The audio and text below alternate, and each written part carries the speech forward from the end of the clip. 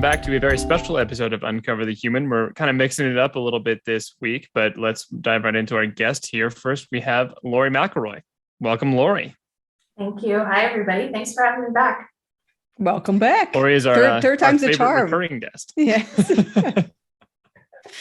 So we're doing it a little bit different this week. One thing we've talked a lot about in this whole podcast is we talk about values. We talk about how that can help guide what we want to do. But we don't talk as much about how to discover that and getting into how to apply that to your life. So we're doing a 2-part episode with Laurie here, and Laurie has graciously agreed to let us explore her values with her and go launch into how you find values, and then secondarily how we apply those to life. So thanks for being able to share this one with us, Laurie. This is a big undertaking. Yeah, you're very welcome. So let's dive in first to the why. Why would you want to do something like reevaluate some values or go through this kind of exercise? Well, when Christine and I were in our coach training program is kind of the last time that I really went through and analyzed my values and spent time actually thinking about what are my core values and why. And I found that exercise very liberating, very illuminating, and very empowering, because I realized that when I show up in honor of my core values, like I'm operating in my best self, right? I'm playing big, I'm fully showing up, I have access to who I am and what I'm about, and that feels really good. So that's kind of the last time I did it, and I think about my values though a lot, like almost every week. And I think it's because of that exercise, and I go back to the exercise and use it as a refresher on a regular basis. What else did you ask me, Alex? I totally forgot. I'm just curious, like why go into it? And that's the perfect answer. It is something that ends up being valuable to just kind of how guide us in what we're going to do with life. And we talked actually a little bit before we even started the recording about how little emphasis there is in that when you're growing up and in school. This is kind of a good framework for deciding big life choices, and we don't really get any piece of that growing up. At least it wasn't common in my generation. So that was just not really how we talked about it.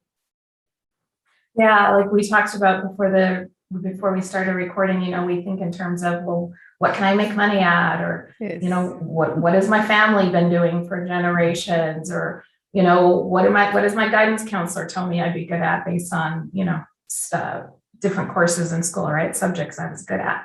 But we don't really, at least I never had the opportunity or experience of thinking about those questions in terms of how are they in or out of alignment with my values.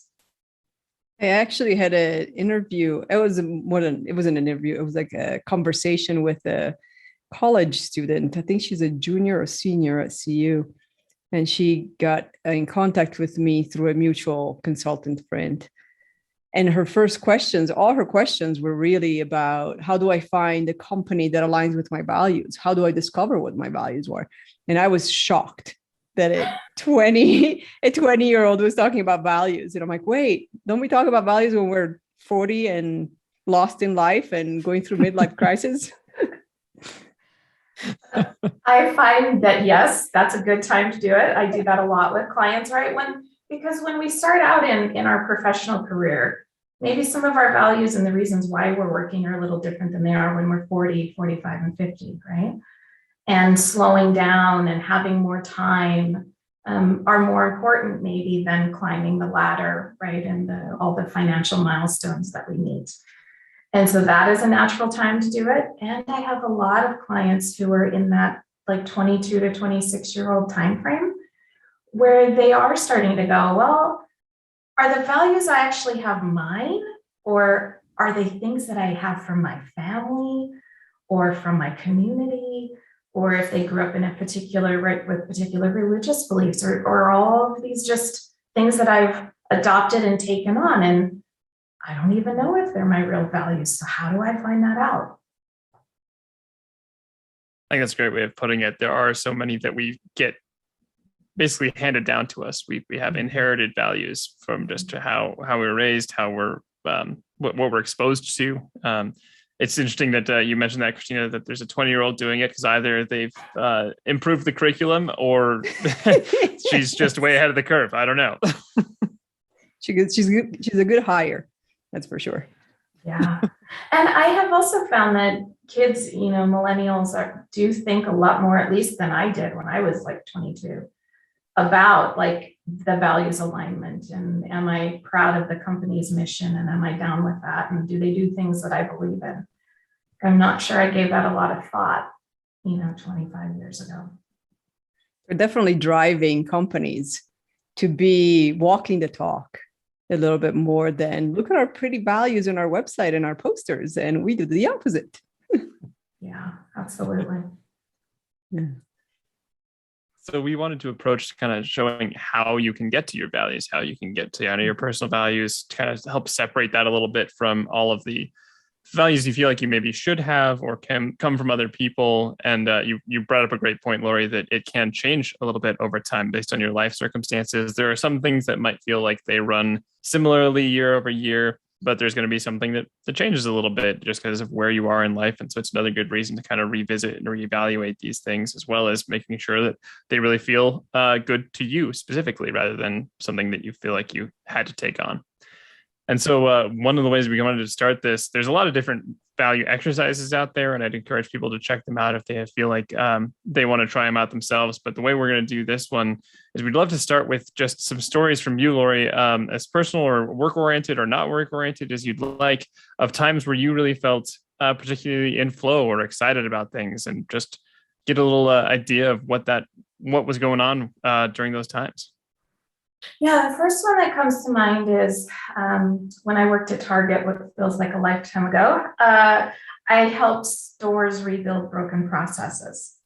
So I would go in when things had not been functioning properly for years, 10 years in one case. And we would, like, I kind of have a wrecking ball approach. It's like, well, whatever we're doing right now isn't working because I'm here. So let's just knock the entire thing down. And let's build it back up. Let's create that strong foundation. Let's work the processes the way they were intended to work. And let's build something together, right, that we can all feel proud of.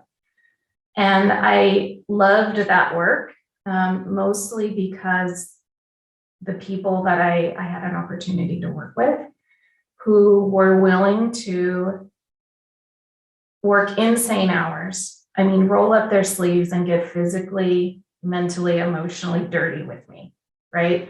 They worked the hard hours. They did everything that I ever asked them to, really without complaining, without questioning. And they kind of really bought into it and went along for the ride. And I was always amazed at how they showed up. They didn't have to, right? They're hourly employees. They could have said, yeah, we're here what you're trying to sell, but we're not really buying, right? I'll show up for my 3 shifts a week and then I'm going to call it good. But there were always enough people who bought into kind of the bigger vision of what it would feel like to really build something that could last, that could stand the test of time. And so that I found extremely energizing, and I felt full of purpose. I felt exhausted, right? Because it was a lot of work. But there was also a real sense of pride, and also being able to see on a pretty consistent basis what we were building, like see the actual results of the hard work. I think that kept us showing up to fight the good fight, so to speak. That's super interesting. So what kinds of processes, just out of curiosity, what are like some certain, maybe even just specific ones that you remember that was just a total revamp? What kind of things were you working on with them?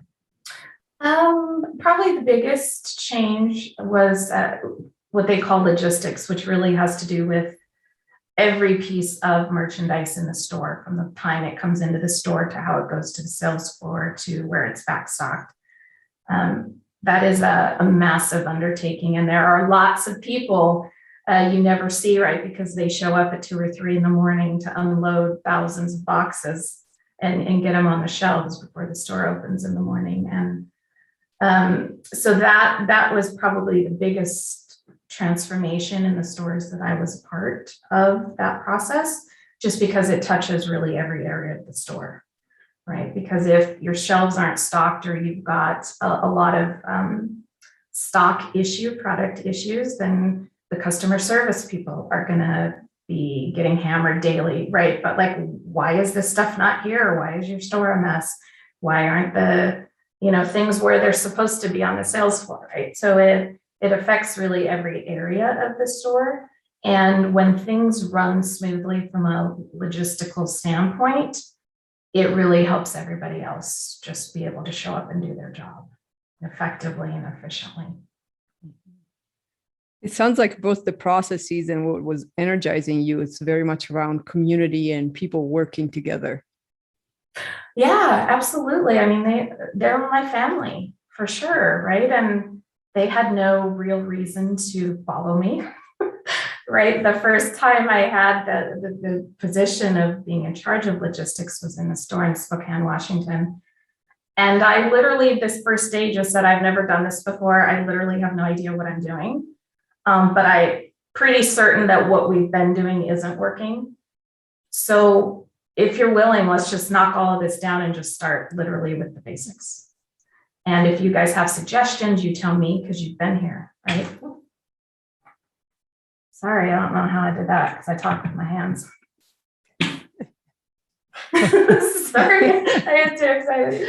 And so I was just really honest with them. Like, I literally have never done this before, but I promise that I will be here every day. I will be working shoulder to shoulder with you. I will be emptying garbage and unpacking boxes and sweeping floors just like the rest of you. And I think that allowed me to build trust pretty quickly in the people who worked with me every day, because they saw me kind of walk the talk, and I wasn't just sitting up in the, cafeteria drinking coffee, screaming at everybody over the loudspeaker, like, why are you guys not done yet? Right. I just read an article actually that talks about how the leaders that people want to follow instead of the leaders that people have to follow, which again, then they wouldn't be leaders, or just bosses. But one of the big differences is, getting their hands dirty, like being in the trenches with the people, doing whatever needs to be done, no matter what. And a key trait is when you're a leader that's in the trenches to help, you become a helper. So you kind of let go of your authority and title and entitlement and whatever else you think you need to have. And the people become your bosses in a way, because you're there to help them. Mm-hmm.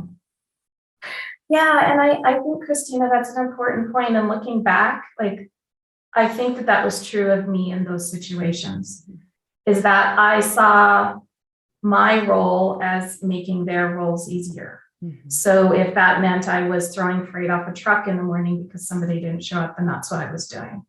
If a particular area of the store, in terms of pushing the freight out to the floor, if somebody didn't show up, then I'd go and work in each department. I would voluntarily go around and empty cardboard bins and sweep, right? So that other people could just focus on their jobs. And I really do think that collaborative environment, and really all of us being willing to step in and help each other out, was unusual, because it was always like, well, that's not my role, or that's not my department, or I'm not new, so why would I sweep? I think that it allowed me to kind of say, none of us are above the sweeping, right? So we're all going to just pitch in and be flexible and help out where we need to go. It's a really good point. The second you separate yourself from that, or say, like, I'm not going to be doing the sweeping, it does then become something that, like, implies it is a lesser task or something that is less important, and you're then above that, which then means whoever does pick up the broom is by default less important. That's a pretty brutal stepping stone to try and get people to feel motivated, as well as just accomplish anything. And what is the real goal here? Is the real goal to tell people what to do, or is the real goal to fix the logistics at the store? Yes, those are two entirely different things. And if you can buy into the goal, then it shows maybe there's something larger. I think so. And I remember just this vision came to me one day. I got called out to the sales floor because I was the only like executive in the building, and I was filthy. Like I had been working probably 16 hours that day in like, I mean, I had dirt and dust head to toe. I mean, all over my face, my hands, my hair was up. I used to like put a bunch of pens in there because I needed to sign things constantly. And I literally walked up and this lady was like, "You're the one that's in charge?" And I was like, "Yeah." And she's like, "Oh, okay, never mind." And she just kind of turned, I was like, "All right, well, I got freight to put away, so I'm good." But I'm sure that like when I literally came up, and I mean, I had dirt, like the front of my pants, my shirt, everything was dirty. And I think I still remember that and just kind of laughed because maybe I would have had a similar response. Like, why is the one doing this kind of work, the one up here trying to help me, right? You should be nice and clean and walking around with a coffee mug. I know nothing about what it's like to do your people's jobs. Yeah. Don't tell them that though. Just act like you know. Yeah. Yep. Yeah, it reminds me of it too, this book, Leadership Secrets, this is kind of funny, but Leadership Secrets of Attila the Hun. It's a great book, people. If you've never read it, I highly recommend it. It was a family favorite, but I think one of the quotes in there is something like, people will follow you like into the depths of hell, right? If you give them something to follow, some ideal. If you're a leader and you lead them in there, they'll go in there freely. And I found that to be true. Yeah. Great quote. It makes So it if sound you like think it has to be something. Sorry, go ahead. No, go ahead. I was going to say, it makes it sound like it has to be something like, saving the planet or getting all the plastic out of the ocean or something. But it's really just about, hey, we're in this something together. Here's something that we can all do that will make all of our lives better. And that could be the logistics of the store. That could be just making sure things are clean. That could be making sure there's something that makes, it is there to improve everybody's life. And then it kind of implies there's something more here than just, yeah, this is the 8 hours a day I'm obligated to spend here because then I can punch out the card after 8 hours. Mm-hmm. Yeah, absolutely. So what are some other stories from your experience that you can think of where you just felt that type of energy? I get that energy a lot. Like I have 7 nieces and nephews, so I get that I feel energized anytime I'm around them. The way they see the world, right, through this lens of hope and possibility and goodness and love and faith and all these other beautiful things. So I feel very energized anytime I have a chance to work with kids or spend time in their presence.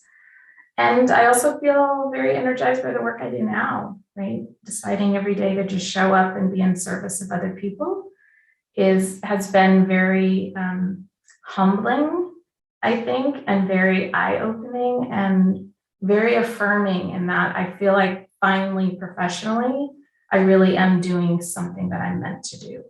That it fills that bigger kind of purpose in me. So I'd like to focus just for a second on like the nieces and nephews. What are some experiences you've had with them that were particularly energizing, or a time where you saw that attitude that you're talking about coming out? Oh my gosh, it's everywhere. Like I realize that I'm also physically surrounded by them in my office. Wasn't consciously aware of that till about a week ago, where there are like pictures of them literally surrounding me. But when I think in terms of, are we going to be okay? Like with younger generations picking up the mantle, like what is the world going to be like? And, I see my older nephews who are in their 20s taking time to spend with the little guys who are 6 and 10 and scooping them up in their arms and hugging them and telling them, I love you. And listening to the little boys' stories about things that are important to them. And it isn't just the but me. They're actually curious about what's going on in their lives. And they are supportive and they are champions for these little guys. And Charlie and Oscar, the little ones, adore Peyton and Jackson. And so knowing that I have been an active part in raising incredible human beings and men, right, who know that it's okay to be emotional and to connect and to be loving and demonstratively or show acts of love on a regular basis, that's not something they have to be afraid of or can't do because it's weak. And so every moment I see that, I'm just like, if I never do anything else in my life, like, that's it. That's the good stuff, right? And kids who are like my 3 nieces who are so just in favor and in support of anybody who experiences a different reality, right, than mainstream, than I guess the majority, right? They are so deeply concerned for anybody who identifies as different in any way. And they are so compassionate and empathetic. And it's like, well, you really should think about when you say this, how that might sound to somebody who's experienced X. And I'm like, I never even thought about that, right? So they open my eyes to how I can be more compassionate and more loving and reach out across, maybe what appear to be different barriers, right? Or different, what's the right word? Barriers maybe is good, but to really reach out and fully show up and be in support of other people. And so, I mean, literally all the time, I am in awe of these kids and what they're capable of, and makes me emotional, and who they choose to be. Mm-hmm. Beautiful. It's interesting because I don't know if Alex, you're experiencing this, and Laurie, I don't know if you're experiencing this as a coach while listening to yourself. Is I can definitely see some clear common themes between the energy that you got from the Target story and the energy that you're getting from being around your nephews and nieces and raising them and seeing how they're becoming. And how that would also tie into being a coach now. Mm-hmm. Yes. Yeah, it's kind of interesting because they seem like very, different or disjointed areas, right? Or topics. But I think too, a big thing, Christina, when you just said that, what came up for me is that in both of those situations, with my nieces and nephews and when I was at Target, I showed up in a way that was authentic and true to who I am.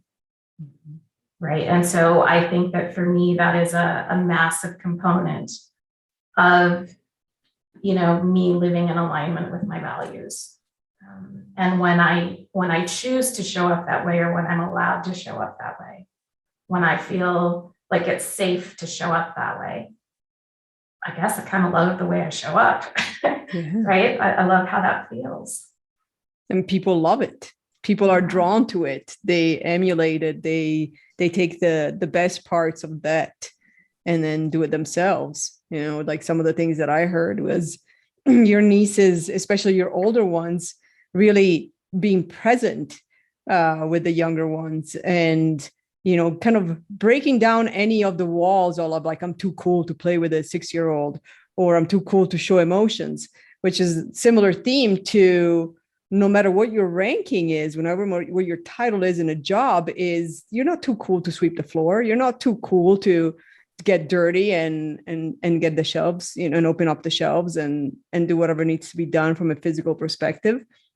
And admitting, I have no idea how we're going to do this, but I know it's not working. So let's figure it out together. And so that's probably a lot of what your nieces and nephews also come back with when they're like, oh, well, what if we thought about this from somebody else's experience? Let's understand that, which is that admitting that like, we're not all knowing and perfect the way we are. Maybe we can learn from other people. Yeah. And I think there is a huge one. There was a willingness definitely by not everybody that I worked with, because I definitely had some people who let me know very quickly, we're not on board with your program, lady, not now and not ever. So that was okay. I let them go so they could pursue fabulous opportunities other places. And I think the same is true with, the kids. Like it's a willingness on everyone's part to show up and be genuine and to look for connection and be present and be engaged and be deeply connected. I mean, I think that's a choice we all have. And I think I do love it when I and other people decide to show up like that. That connection piece definitely rings through in both angles, both in the target stories and with your nieces and nephews. I mean, you feel a connection to being able to help them, and they also have the openness to it. And that was the first thing you mentioned, right, when you started the target stories. You were talking about, I was met with people in every place I went to. There was enough people that wanted to be part of the program, that wanted to be there, and were there to just, I will absolutely, jump in and do this with you. I want to be part of this. And so that connection piece rings through as well. Just something that you feel the same energy coming back, and that seems, I mean, it's moving to witness, but it seems especially moving for you as well. That's something that seems to be a common theme. It is, and especially like when I look at the roles at Target, maybe they had 6 or 7 different executives in and out of there in the course of years who couldn't ever, for whatever reason, right, figure it out and get it moving in the right direction. And I never thought that was like a people issue. Like it wasn't because the workers weren't good or because they were lazy or because they wouldn't care. I mean, that's often the stories, right, that I was told, but I never really found that to be true. They're like, we just want some guidance. We want a little support. We want a little help. We don't want to look up every 20 minutes and see you drinking coffee and reading the paper. Right. And I even had people after weeks who were like, you're the only person that's been in this role in years who actually stands out here with us and processes freight. Like, you're the only one that I've seen in years, like, pick the broom up or fill the carts up by the front of the store. And I was always dumbfounded by that. Like, then what in the world were these people doing? And it's like, none of us really know. We were never clear on that. Command and control. Poorly, clearly. Yeah. It's funny how you never hear stories about the workers being lazy coming from any of the workers. Yeah. Well, yeah. Only the other executives. Yeah. And I mean, and just when you stand back and you watch, I mean, you see that that's just not the case. You see it, right? So it's, part of our job, I think, as a leader, right, to clear out some of those roadblocks and help make things easier for people and identify, what they actually need, and then, shockingly enough, give it to them. Yes. Shocking. First step is figuring out what they need. Well, it's also like, it's interesting because I've taken a couple of statistics classes, not by choice, by force of getting my degrees. But what is the probability that an entire store is lazy and not hardworking and doesn't want to do the job, or an entire team or an entire department? I mean, yes, you may have a couple of people here and there that may be in the wrong place or wrong role, or maybe this is just a temporary situation for them. But literally an entire team, an entire department, there's no way. Yeah, I've certainly never found that to be true, just in my experience. Me either. Yeah. I always think it's funny when people compare like political differences or something. They'll be like, oh, the other side does this, the other side does that, and then you ask them about like their friends who are on the other side, and they're like, oh yeah, I mean, they're great. They're great. Yeah, they're the exception. I mean, that's the exception. Like, well, okay, but everybody thinks that. Yeah, it's easy how quickly we are to label and then write off, right? Yeah. Without actually taking the opportunity to get to know. Yeah. I believe it's called the fundamental attribution error. That was the I think psychological term for it, where you like basically same as like being in traffic. If you cut somebody off, you're like, I'm so sorry and I'm running late. This is my bad. If you get cut off, you're yelling, screaming, flipping them off. Right. This person's a bad person. They've probably never done a good thing in their life. They probably kick puppies all the way home, Right. Very much so. So when you mentioned that part of getting this energy from the people at Target and from, being with your nieces and nephews is the fact that you show up authentically. You show up by honoring your values. So what's authentic Laurie look like? I think I'm fun. I think authentic Laurie is very playful. I think I don't take myself too seriously. I think I'm willing to give people the benefit of the doubt. I think I'm willing to be curious and get to know people where they are at their level. I think in the moments when I am most like myself, I'm able to set aside my own expectations and judgments for how they should be or what they should be doing, and I just accept. Right? As odd as that sounds. I think that I've noticed that, especially in the last year and a half, that if I can let my own ego kind of get out of the way and realize that I don't know everything and I don't know what's best for everybody and what everyone should or shouldn't be doing. There's my shoulds again for one of our other sessions. I think that feels more genuine to me, and it feels better, physically in my own body. I think that I am someone who has a lot of joy and enthusiasm for life. I think that I enjoy community and connection and being of support to people, and being somebody that people can depend on. I think is important to me as well. Those definitely all sounded like themes I was envisioning as you're going through some of these stories. And before we dive too much into defining those themes, I'd just love to explore a little bit of the work that you've been doing recently in coaching. And you even mentioned the word that you find it humbling and that you feel like this is something that you were meant to be doing. I'd love to, without, violating any client's privacy or anything, any crystallizing moments where it felt especially wow, this really feels like a good purpose, or something that was especially humbling, or something that really felt that connection. Yeah, I mean, honestly, it happens many times a week.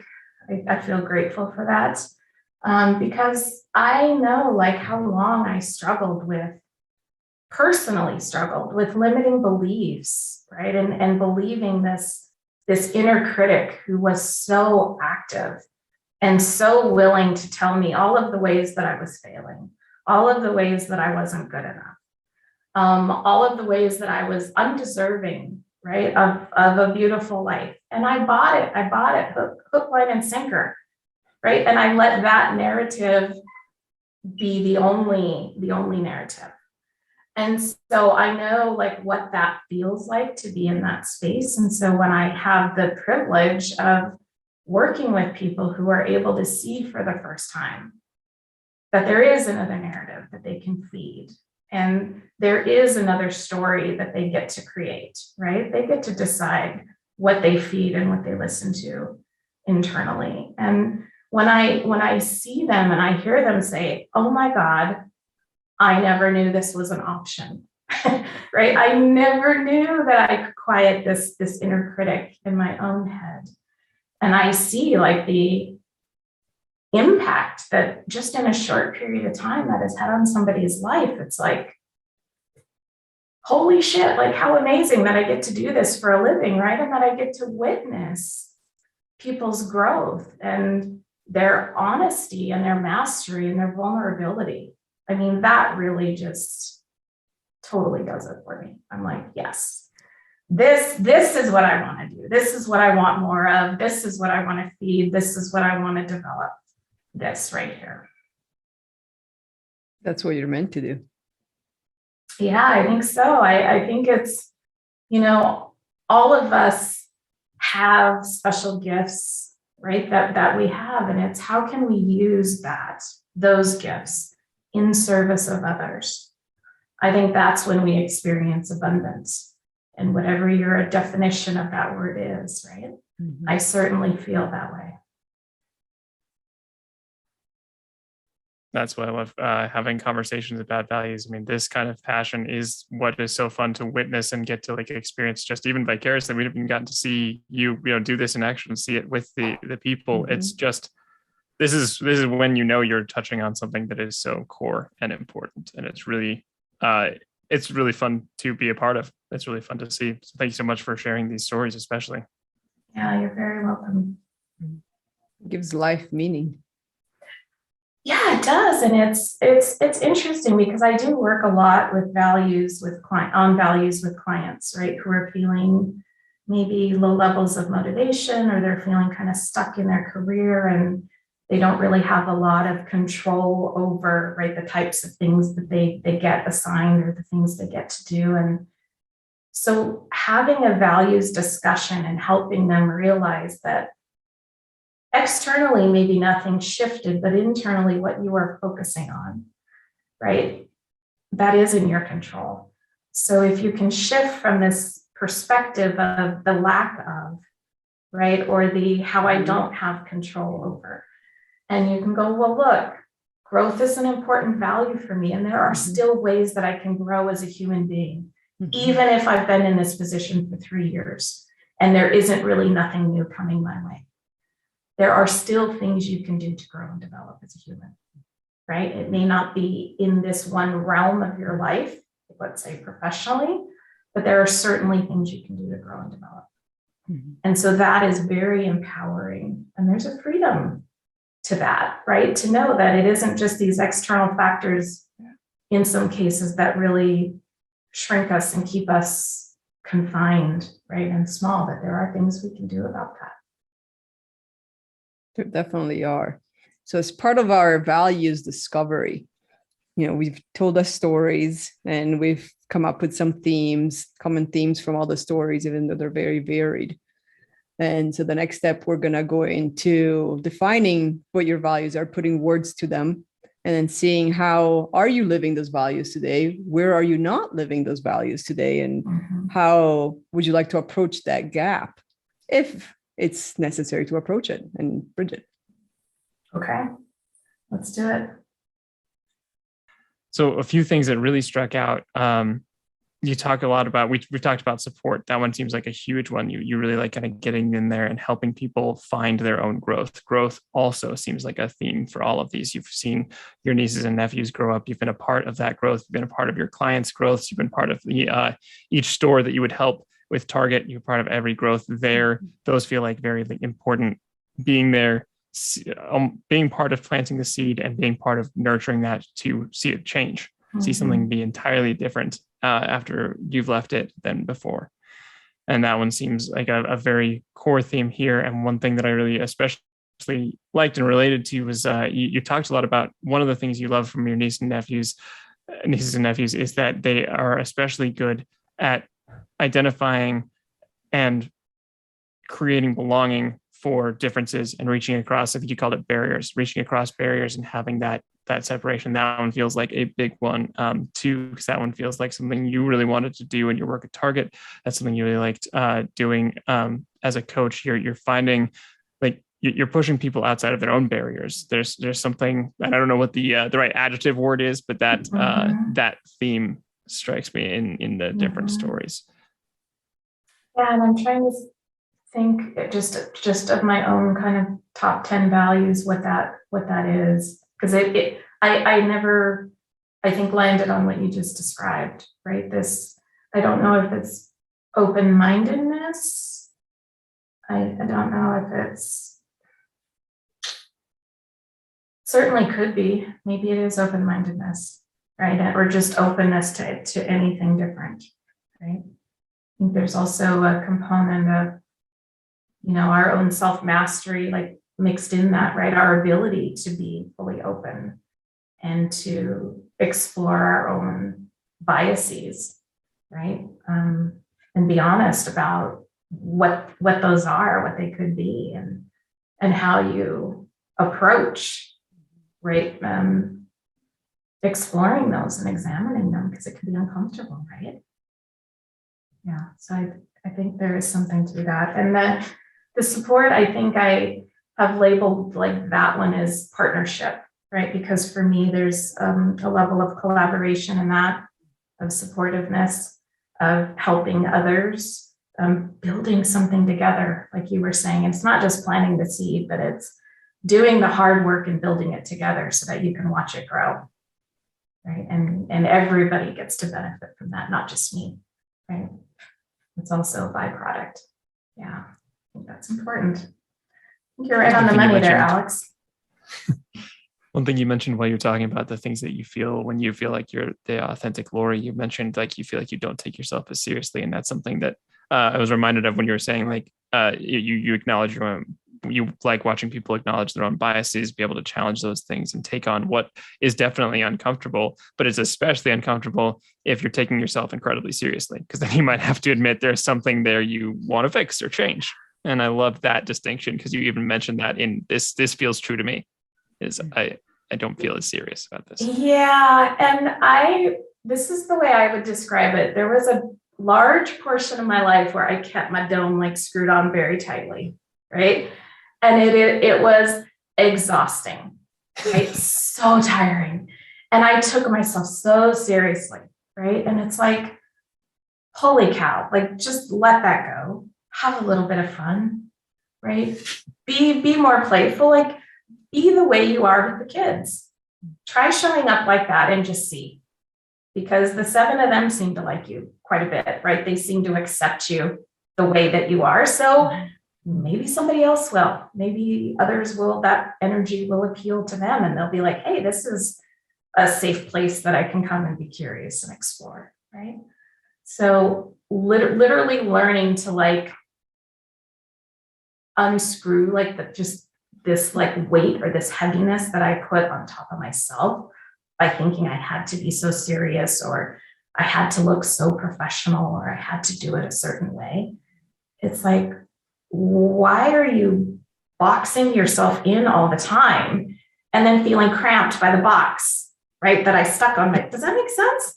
Oh, yeah. And it's like, girl, just like bust out of that. Just like bust out of that shit. You're the one doing this. Like, stop, spread your arms, open it up, right? See what that feels like. Yeah. I totally agree. That's very relatable. Yeah. We usually build our own boxes and then we complain that we have a box around us. Yeah. It's like this, I don't like this box. Where'd this come from? And it's like, I stuck it there. I put myself in here. Yes. I climbed in. Yeah. So Christina, I don't know if you had any thoughts on things that stuck out to you, particularly in the stories as well. And I think what you have mentioned in terms of defining them as values, we'll let Laurie do that, but definitely a lot of compassion and empathy. So walking in other people's shoes, understanding their experiences has come up, helping them, like walk with them, not just watch them walk or beside them, but kind of like really do the work, understand what they may be feeling and listening. So those are some of the themes. And then I love this stepping back and observing. What did that create? Both with the nieces and nephews and your coaching clients and with the target. It's like it's taking that pause that a lot of times we forget to take, of kind of like looking back and pausing and be like, wow, check it out. Look what these people are doing. Look what we've accomplished together, because we have come together as all humans that are unique and different, but we have this commonality of we're all humans. It's not about titles. It's not about age. It's not about what's cool, what's not cool. It's not about who knows what. It's just about being together and respecting each other's humanity.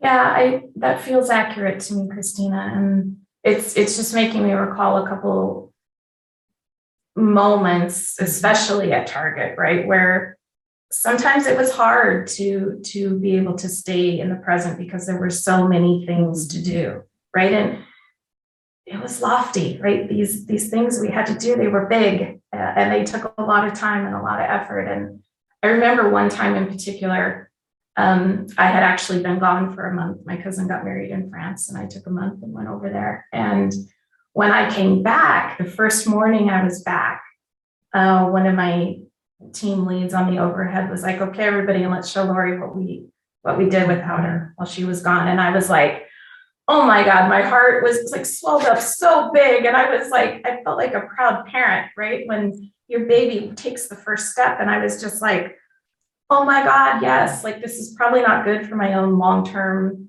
employment, right? Because it's like they can do it without me. Yeah. They know that, they felt it, they've seen it. They're the ones who chose to put in the hard work and to show up every day and make a difference. They did that, right? And I don't need to steal that from them in order for me to feel better.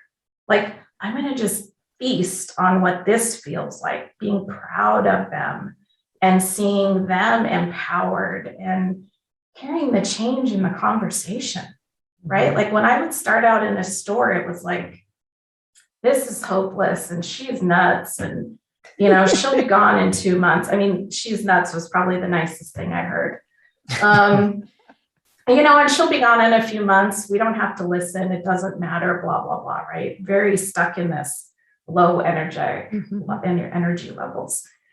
And then when you'd start walking around and people, you'd hear them go like, hey, did you know how quickly we did this today? We took 30 minutes off our best time. Or, hey, I'm done with my stuff. Let me come over and help you. And I mean, it was electric, right? And then other people in the store who worked there would feel it. And they would notice and they would comment. And it's like it builds and then it takes on a life of its own. And suddenly everybody's living in this place of what's possible and what other barriers can we break and what other speeds can we crush? And, you know, what are the other metrics that we can just blow out of the water? And it's like, that I'm good, right? I'm super proud. Yeah. Well, and isn't that the definition of a successful leader, honestly? The one where they can finally get to the point of, I'm not needed anymore. Mm-hmm. I've done my job.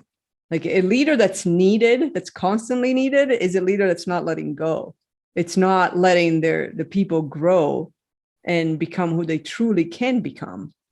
When you get to the point of like, I just worked myself out of a job, that's success. I think that's a definition to me of a successful leader, right? I think that there might be a disconnect between our version of a successful leader and what is actually experienced out in the world, right? Because I'm a successful leader if I make so much money a month, or if I have a corner office or a certain job title, or if I'm the one that has all the power and all the knowledge and all the control, and I'm the one who gets to, you know, decide everything because I know what's best. I think that's shifting, but sometimes I get impatient because I feel like it's not shifting quickly enough. It's shifting, but yes, at the speed of mountains sometimes. Yeah. Well, for one, thank you for sharing the stories for value's sake, but also that story is a wonderful example of the contagious nature of positive change. I mean, you started to help impact this and look at them impacting it. Like this is the, pushing the small domino that knocks over the giant domino. Like this is a great tangible example of exactly why these things work and why being that kind of leader works. So thank you for that. Just a totally separate note. Yeah, thank you, Alex. It's the Ted Lasso effect. Yes. It's definitely the Ted Lasso effect. And can we do spoilers on Ted Lasso or no on the podcast? Maybe for season 1, but there's still season 2. All right. I was gonna do a season 2 spoiler. I won't do that. Not yet. Suffice to say, go watch Ted Lasso. Yes, go season 1, because in a couple of months we're spoiling season 2 too. It's coming. It's coming. So Laurie, if you were to boil down to a few words that help kind of encapture this, or if you want help, we're more than happy to throw some adjectives at you, but you've got some ideas of ways you would describe this, things that really boil down to the important parts. So kind of my top values, is that what you're asking? Yeah. The words that I would use, the values. Okay. Yeah. Authenticity is a huge one for me, as it is for you all, I know. Mm-hmm. That's a big one. Self-mastery, I think, is also really important to me, like understanding, why do I do some of the things I do? What am I afraid of, and how do I conquer that? What are my biases and how do I address those, right? How do I continually stay in the fight to become the best Laurie that I can be? Like, what does that look like and what does that require of me? That's something that's really important. This partnership that we talked about, right? The collaboration, the being there, the building something together, the supporting others. Something I didn't realize till I think within the last couple of years is that freedom is a huge value of mine. And so by freedom, to me, that means flexibility. Like, Just to be honest, I don't really like being told what to do. I never have. Kind of, my whole entire system rebels against that. It's like, don't fence me in, like, don't tell me what to do, like, I do what I want, kind of a thing. And so I feel very constricted and confined when other people are trying to tell me what I can and can't do. I rebel against that pretty intensely. Can't relate to that one at all, by the way. So freedom is really, like being in control of my own schedule, right? Like if I want to take 3 months off, then I'll take 3 months off. If I only want to work these hours 2 days a week, then that's when I work, right? I don't have anybody who's dictating that to me. And flexibility to grow and evolve, right? And not be afraid of the uncertainty and the discomfort, right? That will surely follow if I'm really in that space. And I think also there's this element of fun and enjoyment, like, because I used to take myself so seriously. It's like, just have more fun, just show up and see what could happen if you decide that things could be more fun, right? Or like, why did this just come up? Reese Witherspoon in Legally Blonde, and she's like, it'll be like freshman year, but better, right? Yeah, I want it to be funner. Yeah. So those are Elle Woods. Yes, Elle Woods. Channel your Elle Woods. So those are some of the big ones, I think. And also abundance is one that's, I think, relatively new for me, just thinking in terms of abundance. And to me, that means fulfillment, opportunity, and possibility. Like, what is possible when I show up in that mindset and in that space? So those are some of my core values. So just to wrap that would be self-mastery, authenticity, fun, and freedom. So you can really put that all into a nice acronym for SMAF. I think that nails and it. Abundance. Thank you, Alex. SMAF. SMAF. Like NAFTA, but different. Yes. Yeah. These are incredible values. And thank you so much for sharing, Laurie. Please join us for part 2. We're going to unpack these a little bit as to what they mean in day-to-day life, as well as how to encourage them, find them, and times where they may be challenged. Thank you so much for joining, Laurie. We can't wait for part 2.